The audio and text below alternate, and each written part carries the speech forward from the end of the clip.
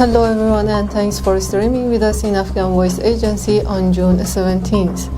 Abdullah, the head of the High Council for National Reconciliation, on Wednesday said that the US troops' withdrawal from Afghanistan paved the way for the Taliban to increase the level of violence. Abdullah said that the Taliban is expanding the war and seeks to be the winner on the battlefield, but it will not be able to dominate Afghanistan militarily. The comments came at an event in Kabul organized by the Afghan Independent Human Rights Commission and the United Nations Women titled Gender Responsive Ceasefires. The Taliban used the opportunity troops withdrawal and tried to be the winner on the battlefield, and their day and night activity indicates this reality, said Abdullah. It is impossible for the Taliban to take over Afghanistan through war, cautioned Abdullah. Lawmakers in Afghanistan's Walisi Jirga, the lower house of parliament, on Wednesday questioned the Afghan government's security strategy against the insurgents, saying a lack of strong management in the security agencies has worsened the security situation in the country. Some members of parliament suggested that the people should take up arms and fight.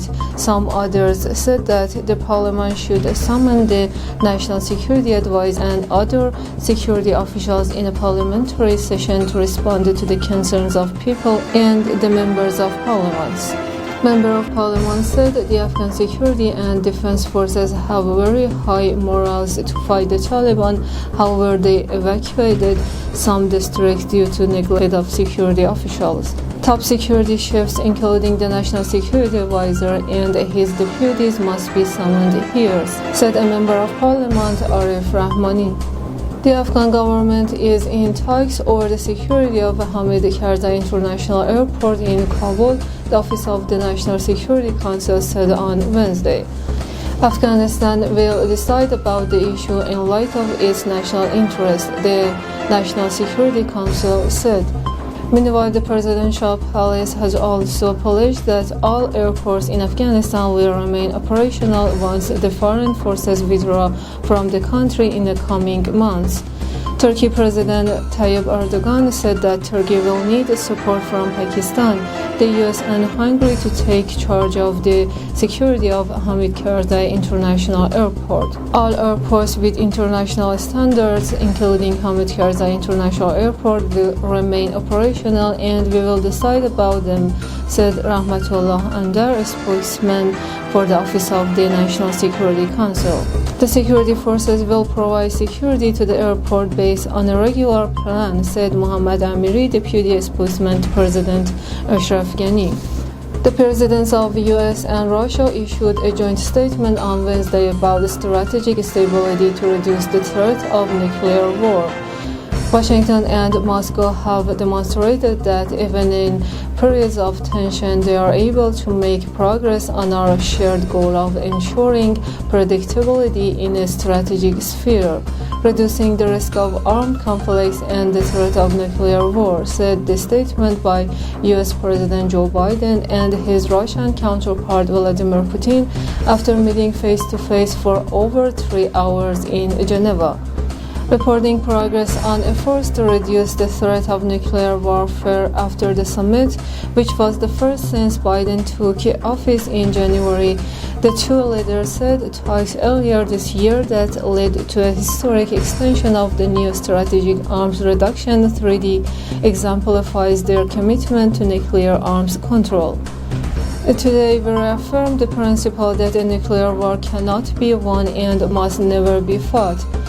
Consistent with these goals, the United States and Russia will embark together on an integrated bilateral strategic stability dialogue in the near future that will be deliberate and robust.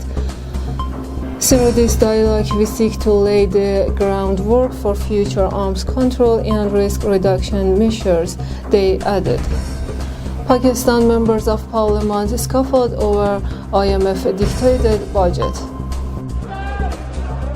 These are Pakistani MPs. In one of the worst incidents, they physically clashed right inside the parliament. At least 2 among them were injured. At the heart of their clashes is recently announced federal budget. The opposition says the budget was dictated by the IMF to trigger further inflation and price hike. Therefore, the opposition has been blocking the proceeding of the parliament on budget since last week. The opposition has decided to de-seat ruling party Speaker National Assembly through a vote of no confidence over what it calls his mishandling of the proceeding in the parliament. Speaker के सामने There was no action by the Speaker of the Assembly despite use of language abuses by the ministers in the Parliament. The very dignity of the Parliament was disrespected. The Speaker should have himself resigned right after this incident to salvage the situation. In a controversial decision, Pakistan inked a $6 billion bailout package with the IMF in 2019 on tough conditions at a time when people had little capacity to pay more taxes and high utility bills.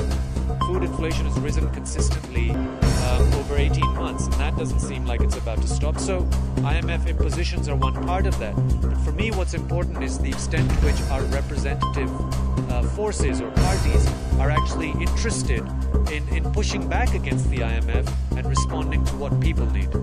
Video of confrontation in the parliament quickly went viral on social media, drawing widespread condemnation. The Speaker of Pakistan's lower house of the parliament has suspended indefinitely 7 MPs from the both sides.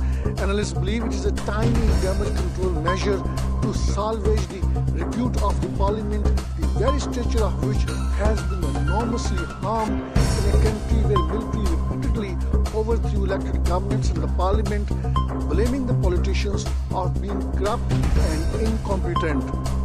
Thanks for watching and stay tuned.